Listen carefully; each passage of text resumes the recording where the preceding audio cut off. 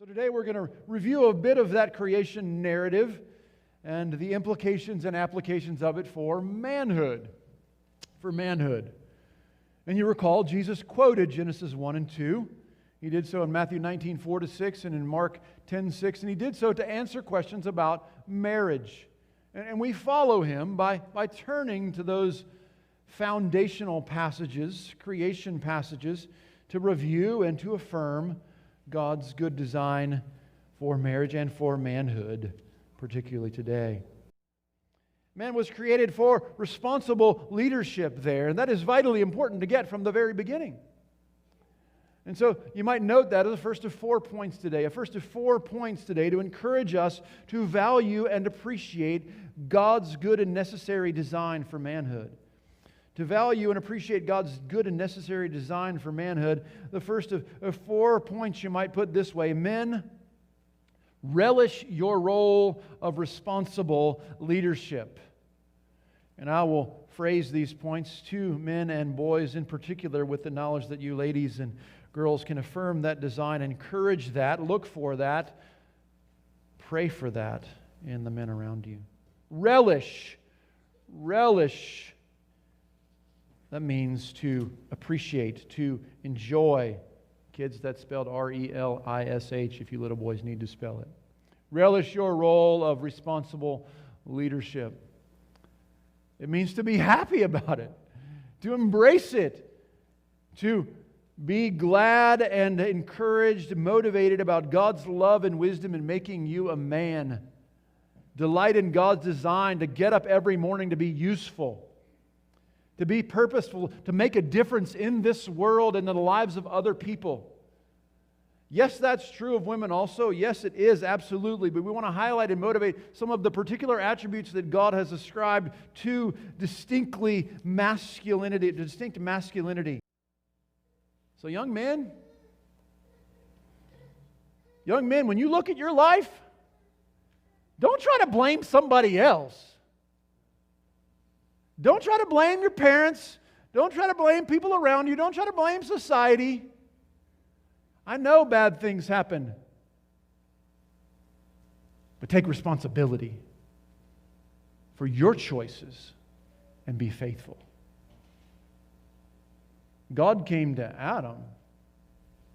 Now Adam sinfully responded and said, "What's that woman you gave me?" Wrong answer. Right?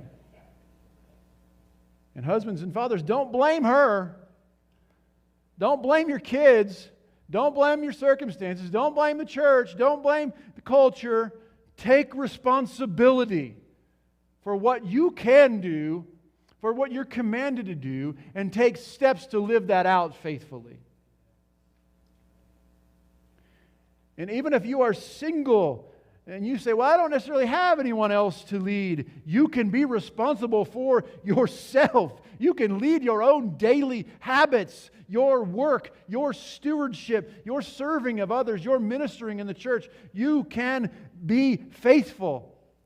Don't be lazy. Don't waste your life on selfish escapes and thrills. Embrace this first exhortation at whatever stage of life you're in and relish the responsible leadership role.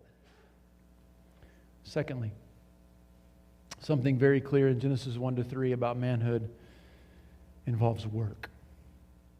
Before the fall into sin, God made work. So, reminder, exhortation number 2 for men. Men, realize your calling is to work and provide for others. One wrong extreme is that passive wimp. Who's too lazy or scared to do anything. Who's going to let everybody else lead, just sit back and watch. On the other hand is the domineering tyrant who demands everyone's service. Do what I say with no care for them. We don't want to be either of those. We don't want to be a fearful or slack escapist who tries to hide or tries to be distracted by anything other than hard, risky work of love. We also don't want to be the self-absorbed bully and dictator who only commands submission rather than caring about the people he's called to lead. To fight against those temptations, I want to realize I want us to realize that both of those extremes are the curse. Both of those temptations, both of those extremes are the dangers, the curse of sin. Most guys are tempted to those extremes at times, depending on the time of day or the situation of the relationship. But both of them are evident in the curse on a man and woman in Genesis 3. We mentioned this briefly on Mother's Day. Third reminder, exhortation, man resists the dangers of the curse in relationships. Point number 3, resist the dangers of the curse in relationships. And that leads to a fourth and last point. Because who is most influenced by that display of the gospel in marriage, by that life of a father? Well, it's the future, right? Point number 4, men, require yourself to think long-term and generationally. Require yourself to think long-term and generationally.